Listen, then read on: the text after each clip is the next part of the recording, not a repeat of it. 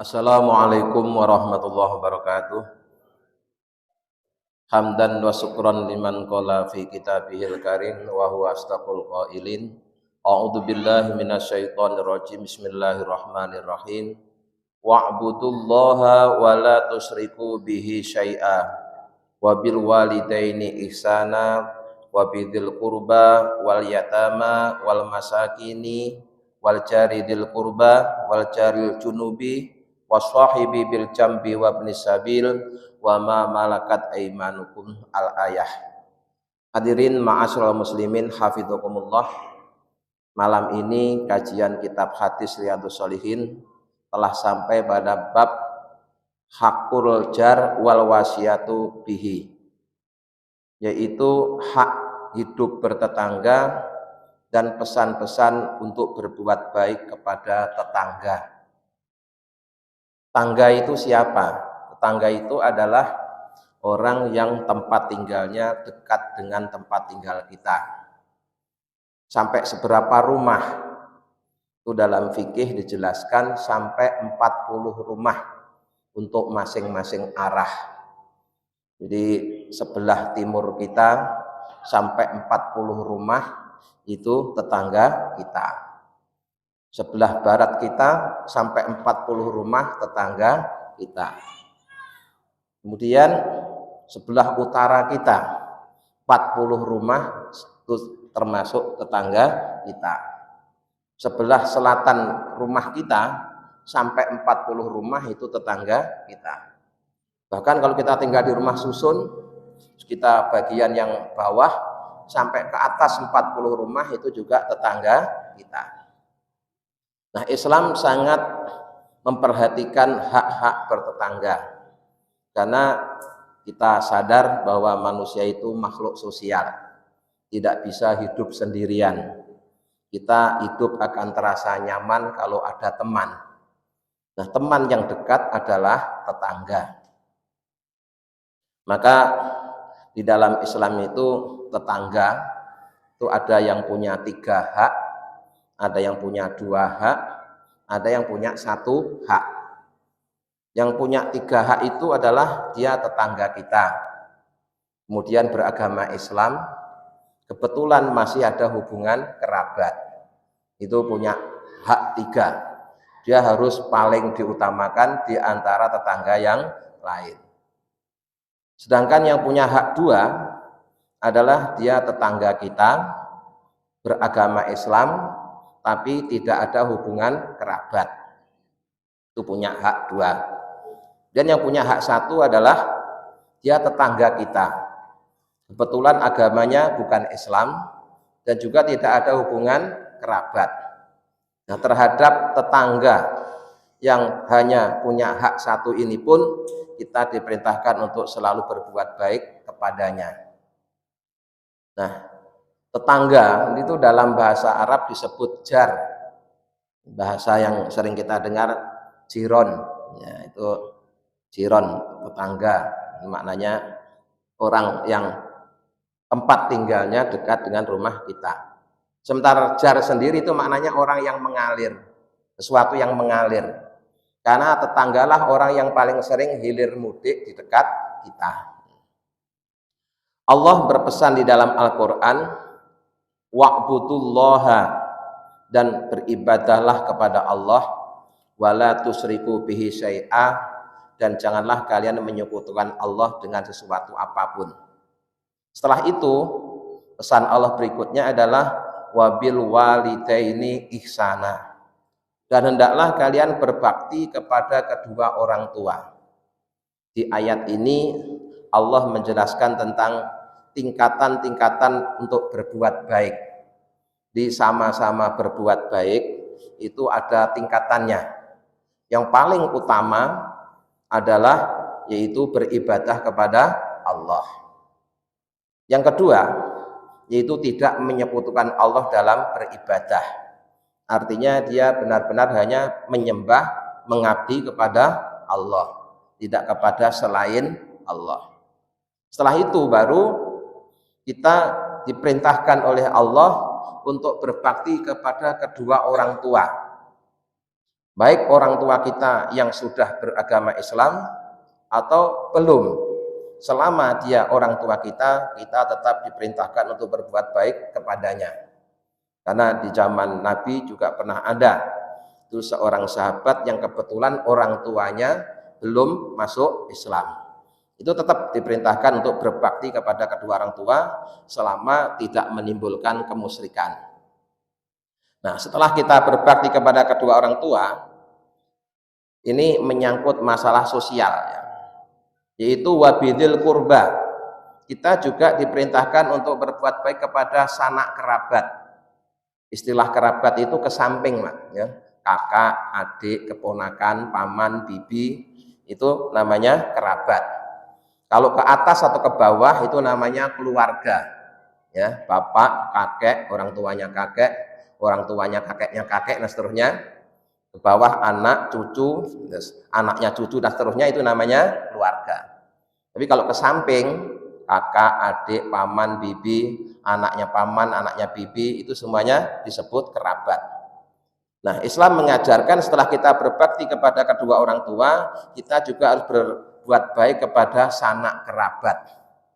Ya, sanak kerabat. Makanya dalam bab sebelumnya, kalau kita ingin bersedekah, ya, utamakan kerabat. Itu selain sedekahnya sah, juga untuk mengikat kekerabatan.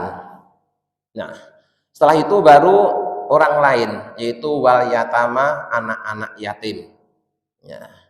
Jadi tetap yang paling utama beribadah kepada Allah, tidak menyekutukan, berbakti kepada kedua orang tua, kerabat, baru wal yatama, yaitu anak-anak yatim. Nah, anak-anak yatim ini tentunya juga dilihat, ada yang anak yatim sekaligus fakir miskin, ada yang sekedar anak yatim saja. Itu perhatian kita terhadap mereka juga beda-beda, ya. Kalau anak yatimnya kebetulan fakir atau miskin, ya tentu kita akan menyantuninya, ya, punya kewajiban menyantuninya atau mengasuhnya, melindunginya. Tapi kalau anak yatimnya ini kebetulan dia kaya, karena memang bapaknya atau orang tuanya itu konglomerat misalnya, terus bapaknya mati, anaknya kan juga yatim. Yang yatim seperti itu kewajiban kita bukan menyantuni, Pak, tapi mengasuh dan melindungi, ya, mengasuh dan melindungi. Nah, siapa yang paling berhak melindungi itu? Ya pamannya atau kerabatnya, ya, sampai dia bisa mandiri, supaya harta yang dimiliki anak yatim ini tidak sampai dizolimi oleh orang lain. Jadi harus ada yang melindungi dari kerabat. Setelah itu baru wal masakini, dan orang-orang miskin, ya. Setelah anak yatim baru orang miskin. Nah, setelah orang miskin, wal jari dzil qurba. Kemudian kita juga diperintahkan berbuat baik kepada tetangga dekat. Ya. Kemarin dalam khutbah sudah disampaikan bahwa tetangga dekat ini orang yang paling banyak berjasa kepada kita. Kalau terjadi apa-apa, yang datang duluan adalah tetangga. Walaupun kita punya saudara petugas pemadam kebakaran, kalau rumah kita kebakaran, yang datang dulu adalah tetangga. Kemarin kan begitu, ya. Walaupun kita punya saudara seorang dokter, kalau kita sakit, yang nolong dulu juga tetangga. Begitu seterusnya, tetangga dekat. Kemudian wal jaril junubi, setelah tetangga dekat baru tetangga jauh.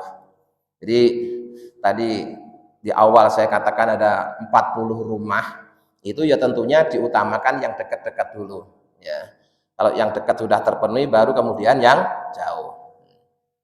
Setelah itu berikutnya adalah washohibi bil jambi, itu teman sejawat. Bisa jadi dia bukan kerabat, bukan orang yatim miskin, bukan tetangga dekat, bukan tetangga jauh, tapi teman kerja. Ya, teman kerja, teman usaha, relasi.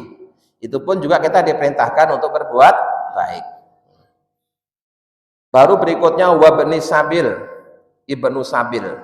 Ibnu sabil itu dulu dimaknai dengan orang yang sedang dalam perjalanan, ya.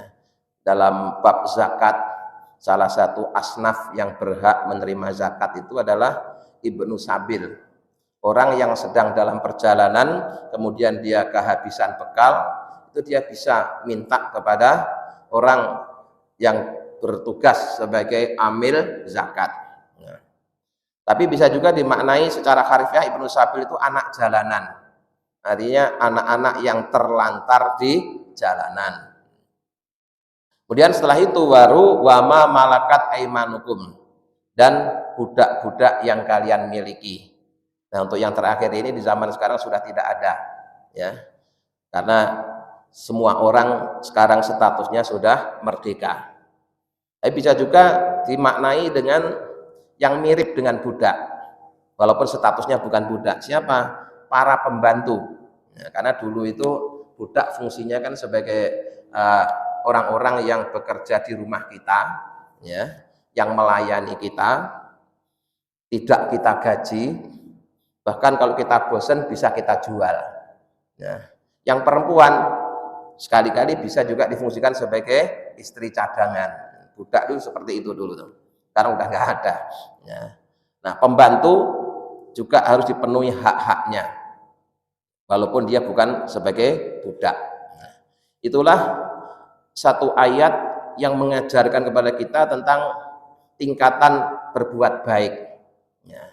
Jadi urut-urutannya itu pertama beribadah kepada Allah, dua tidak menyekutukan dengan sesuatu apapun.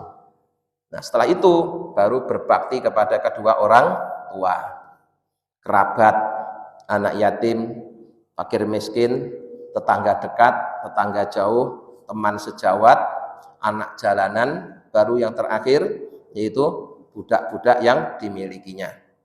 Itu semuanya kita punya kewajiban untuk berbuat baik kepadanya. Berikutnya hadis yang pertama, wa ani bin Umar, dan diriwayatkan dari Ibnu Umar, wa Aisyata, dan Sayyidah Aisyah radhiyallahu anhuma, semoga Allah meridhai Ibnu Umar dan Aisyah. Qala, keduanya berkata, qala telah bersabda sapa Rasulullah sallallahu alaihi wasallam, mazala, tidak henti-hentinya sapa Jibrilu, malaikat Jibril, yusini, memberi wasiat kepadaku untuk berbuat baik, bil jari, terhadap tetangga, hatta dzanantu, sampai aku menyangka, annahu, bahwasanya Jibril, sayuwarisuhu, akan menjadikan tetangga sebagai orang yang berhak menerima warisan. Ini luar biasa, ya. Di hadis ini menjelaskan bahwa Rasulullah itu selalu berulang-ulang, tidak berhenti, jadi selalu diingatkan oleh malaikat Jibril agar berbuat baik kepada tetangga. Saking perintah itu diulang-ulang, ya, dikatakan tidak henti-hentinya Jibril berpesan, sampai Rasulullah itu menduga bahwa nanti itu kalau kita mati, tetangga harus diberi warisan. Luar biasa kan ya. Jadi seakan-akan tetangga itu bagian dari ahli waris. Seakan-akan tetangga itu sebagai bagian dari orang yang berhak menerima warisan. Luar biasa itu, ya. Ini betapa pentingnya hidup bertetangga. Dan kalau kita amati, Pak, ya, orang yang mempraktekkan hadis ini itu adalah orang Indonesia, ya, bukan orang Arab. Orang Arab itu dengan tetangga banyak yang tidak kenal, apalagi rumahnya besar-besar, tinggi-tinggi, mereka rata-rata tidak kenal dengan tetangga. Nah, kalau kita orang Indonesia ini kan banyak aktivitas yang melibatkan tetangga. Kita ini punya hajat apa saja, itu pasti ngundang tetangga. Bahkan struktur pemerintahan kita itu mulai dari presiden sampai rukun warga, rukun tetangga, luar biasa itu. Ya. Hubungan antar tetangga di Indonesia itu tidak ada yang mengalahkan itu. Betapa mereka rukun, kompak, saling menolong, saling membantu, itu luar biasa. Maka yang mengamalkan hadis ini adalah orang Indonesia. Nah, orang Arab itu Pak, kalau dia ingin berbuat baik kepada tetangga, dia harus datang ke masjid. Dia harus datang ke masjid. Misalnya dia ingin bersedekah, dia membawa makanan ke masjid. Nanti kalau ada orang pulang dari masjid baru dibagiin makanan. Kalau kita kan tidak, kita tetangga kita undang ke rumah kita, ya. Kita undang ke rumah kita sehingga terjadilah silaturahim. Ya. Kemudian doa bersama, makan-makan, pulang dibawain makanan, lengkap. Ya. Kebaikan di Indonesia itu lengkap dalam mengamalkan hadis Nabi tadi itu. Ada unsur silaturahim, ada saling mendoakan dan saling memberi makan. Ini luar biasa. Muttafaqun alaihi. Hadis ini statusnya sahih disepakati oleh Imam Bukhari dan Imam Muslim. Berikutnya, hadis yang kedua. Wa an Abi Dzarin, dan diriwayatkan dari Abi Dzar radhiyallahu anhu, semoga Allah meridhoinya. Qala Abi Dzar berkata, qala telah bersabda sapa Rasulullah sallallahu alaihi wasallam. Rasulullah SAW, ya Abu Dzarin, wahai Abu Dzar. Nah, kalau kita ketemu hadis seperti ini, tulisannya, redaksinya memang Rasulullah menasehati Abu Dzar. Tapi maknanya bukan berarti nasihat ini khusus untuk Abu Dzar. Ya, di kata-kata Abu Dzar ini harus dihilangkan. Memang waktu itu Rasulullah konteksnya menasehati Abu Dzar. Tapi bukan berarti bahwa pesan ini hanya khusus untuk Abu Dzar. Pesan ini ya umum untuk seluruh umat Islam. Itu termasuk bagian dari ilmu hadis, cara memahami hadis. Ya Abu Dzarin, wahai Abu Dzar, idza tobakhta, jika kalian memasak marokotan, makanan yang ada kuahnya. Ya, kalau orang Arab bisa jadi yang banyak kuahnya itu ya sop, ya sop. Kalau kita kan tidak hanya sop yang banyak kuahnya, kita soto ya juga ada kuahnya. Kemudian itu bakso juga ada kuahnya, banyak kalau kita. Tapi kalau makanan Arab bisa jadi yang ada kuahnya itu ya hanya sop. Nah, wahai Abu Dzar, kalau kalian masak makanan yang ada kuahnya, faksir, maka perbanyaklah ma'aha, airnya. Suruh memperbanyak airnya. Wa ta'ahad, dan perhatikanlah jironaka, tetangga-tetanggamu. Artinya kalau kalian masak, tetangga jangan hanya sekedar mencium baunya, tapi hendaknya juga ikut merasakan makanan atau masakan tersebut. Yang seperti ini orang Indonesia sudah biasa, ya. Orang Indonesia sudah biasa. Setiap kali kita masak lebih, kemudian dibagi-bagi dengan tetangga. Ada yang diantarkan, ada juga yang dengan cara tetangganya diundang kemudian dikasih makan. Jadi yang demikian ini bagian dari ajaran Islam yang patut untuk kita lestarikan, ya, kita lestarikan. Apalagi ini sangat cocok dengan budaya kita yang guyub rukun dengan tetangga. Ya. Jadi makan-makan bersama tetangga itu bagian dari sunnah Rasulullah, bagian dari ajaran Islam. Karena tadi itu, ya. Islam memposisikan tetangga itu seakan-akan bagian dari keluarga, seakan-akan bagian dari ahli waris. Nah, kalau kita masak, jangan sampai tetangga hanya mencium baunya, tapi juga bagi. Maka sampai Nabi mengatakan perbanyaklah airnya. Tapi maknanya ya bukan berarti terus airnya banyak terus nanti rasanya hambar, juga tidak, ya. Ya maknanya ya tetap yang seimbang, terukur lah, ya. Jangan-jangan terus ngamalkan hadis salah paham, Nabi suruh ngasih banyak airnya, bumbunya dikit, airnya banyak, ya jadi hambar, nggak enak dimakan, ya. Jadi perbanyak kuahnya, kemudian bagikan kepada tetangga. Rawahu Muslim, hadis tersebut diriwayatkan oleh Imam Muslim.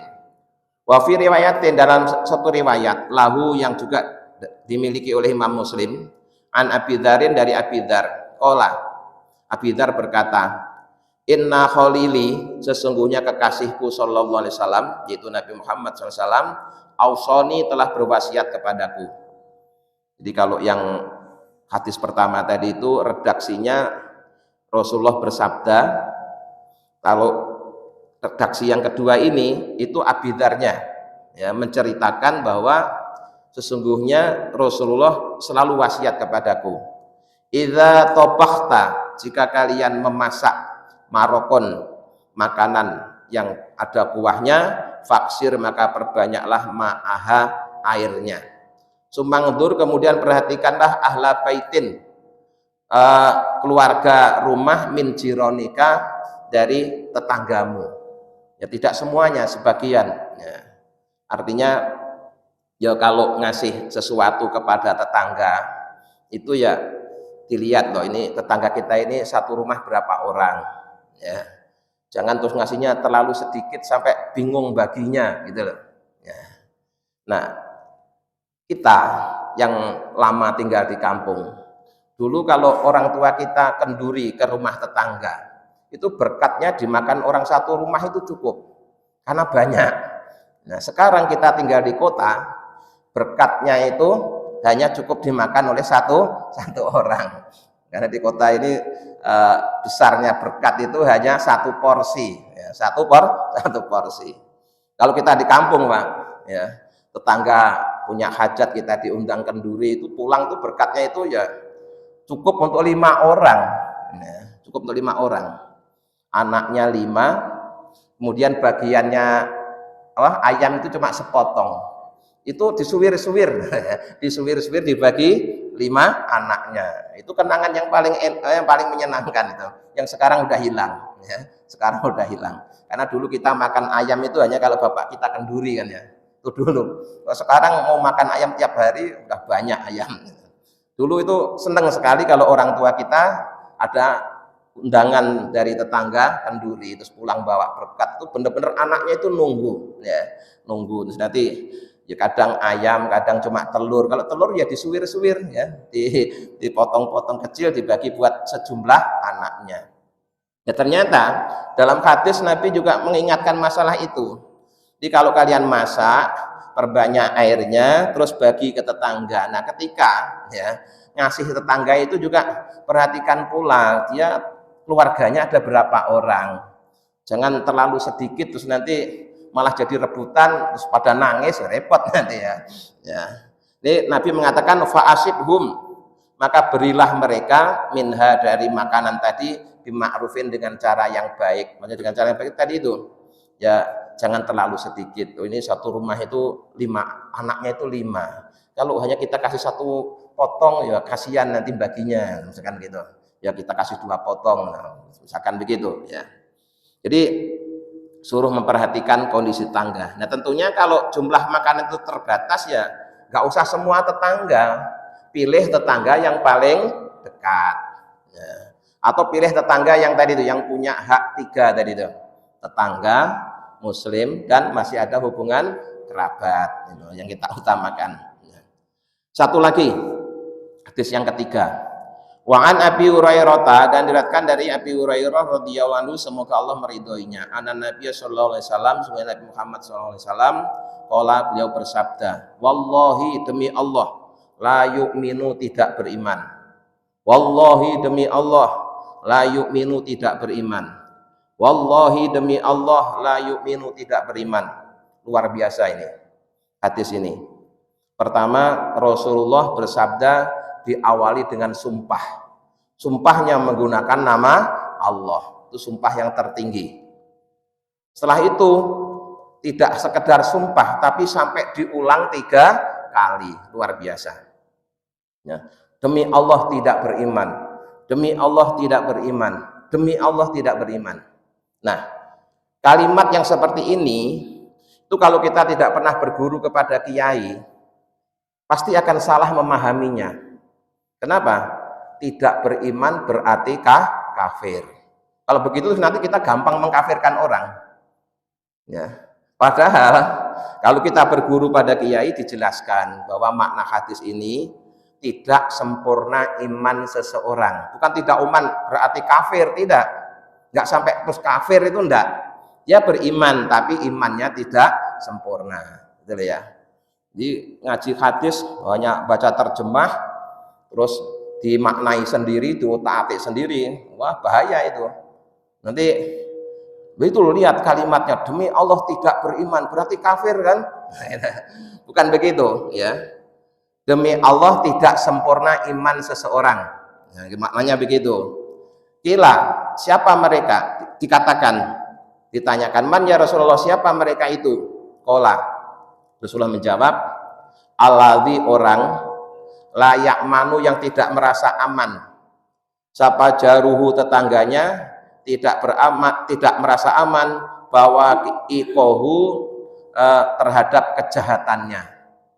Dikata Rasulullah, demi Allah orang itu tidak dianggap sebagai orang yang imannya sempurna jika dia tidak bisa membuat tetangganya merasa aman. Artinya tetangganya tidak aman dari kejahatannya, sehingga kehadirannya membuat keresahan tetangga. Jadi kalau ada orang walaupun hubungannya dengan Allah baik, soleh, ahli ibadah, tapi tetangganya merasa tidak nyaman, ya, karena suka menyakiti tetangga, maka orang yang seperti itu apa berarti disebut orang kafir? Ya enggak, tetap iman, tapi imannya tidak sempurna. Karena iman itu akan sempurna jika keimanannya itu diwujudkan dalam bentuk amal soleh. Nah, salah satu bentuk amal soleh itu berbuat baik kepada tetangga. Maka kalau orang itu tidak bisa berbuat baik kepada tetangga, walaupun dia orang soleh, walaupun dia orang iman, ya imannya tidak sempurna. Tapi bukan berarti terus dia orang kafir, tidak. Ya, tidak kafir, tidak sampai kafir ya enggak. Nah, tapi hanya tidak sempurna. Itulah sekalian, dari beberapa hadis tadi kita kembali sadar betapa pentingnya tetangga, ya. Islam sangat memperhatikan, berulang kali, tidak pernah henti, selalu berwasiat agar kita berbuat baik kepada tetangga. Maka dari itu tradisi yang sudah berjalan di masyarakat kita itu perlu dilestarikan. Kalau diundang tetangga itu ya datang, ya. Kalau enggak bisa datang ya kita minta maaf. Mungkin pas lagi bareng atau pas lagi sibuk ada urusan yang lain gitu loh. Jangan terus diundang tetangga nggak pernah datang, diundang RT nggak pernah datang, ada tetangga mati nggak pernah takziah. Itu kelihatannya dia hidup di tengah masyarakat tapi dia sendirian. Tuh saya khawatirnya kalau nanti terus keluarga dia itu ada yang mati, keluarga dia ada yang sakit, terus tetangga ganti cuek, kan nggak enak, ya, nggak enak. Makanya mari tradisi yang sudah baik di masyarakat ini kita lestarikan. Ketemu tetangga saling tegur sapa, saling membantu. Kalau diundang ya datang, kecuali ada uzur, ya. Kalau ada yang sedang ditimpa musibah kita bertakziah, mendoakan, itu semuanya adalah bagian dari ajaran Islam. Mudah-mudahan dengan bimbingan Allah kita bisa mengamalkannya. Amin ya rabbal alamin. Assalamualaikum warahmatullahi wabarakatuh.